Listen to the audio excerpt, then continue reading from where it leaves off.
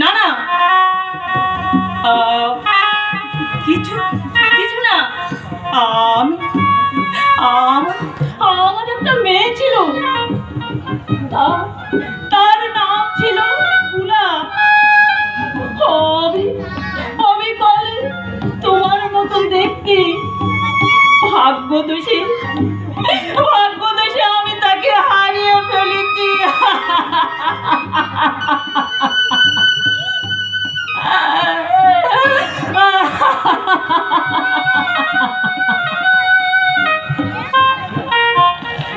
আচ্ছা, বছর 14-15 আগে আপনি কি হেমন্তপুর চক্রবর্তী বাড়িতে গিয়েছিলেন? আমি না না তো না, আমি আমি হেমন্তপুর চিনি না, আমি চিনি না। কিন্তু কিন্তু আমার যেন মনে হচ্ছে আমি আমি আপনাকে দেখেছি। আমার মায়ের সাথে কথা বলছিলেন, আপনি বলছিলেন দূর থেকে আমি বুলাকে দেখেই চলে যাব। না না মা, না, সে সে আমি নই, সে আমি নই। আমি আমি হেমন্তপুর চিনি না। তোমার মায়ের সঙ্গে আমার কোনো পরিচয় নেই।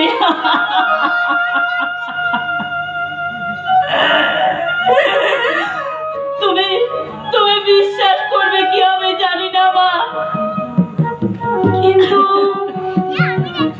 তুই ভুল করছিস পুতুল। উনি যখন অস্বীকার করছেন, অযথা কথা বাড়িয়ে লাভ কি? আপনি তাহলে কবে আসছেন? বিকালে আসতে পারতাম মা, কিন্তু অসুবিধা যদি থাকে আপনি নয় কাল আসতে পারেন।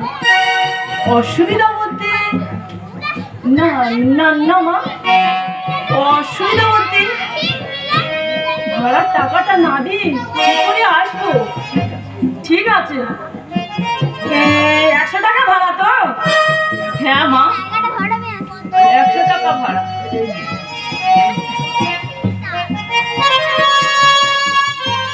এই নিন। এত টাকা? অগ্রিম অগ্রিম এত টাকা?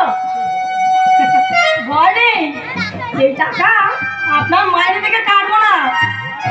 আপনি বরং মালপত্র নিয়ে আজ বিকেলে চলে আসুন। আসবো আসবো আসবো মা, নিশ্চয়ই আসবো। আপনার তোমার তোমার দয়ার কথা আমি জীবনে ভুলবো না। আমি আমি জীবনে ভুলবো না।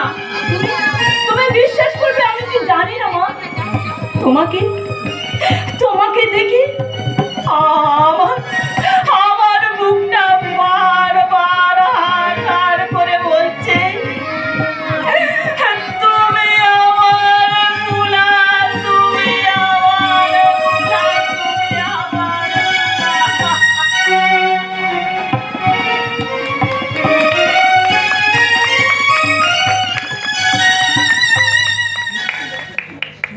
আশ্চর্য, তুমিও আমাকে আশ্চর্য করলে দিদি। জানা নেই শোনা নেই হুট করে 100 টাকা দিয়ে দিলে।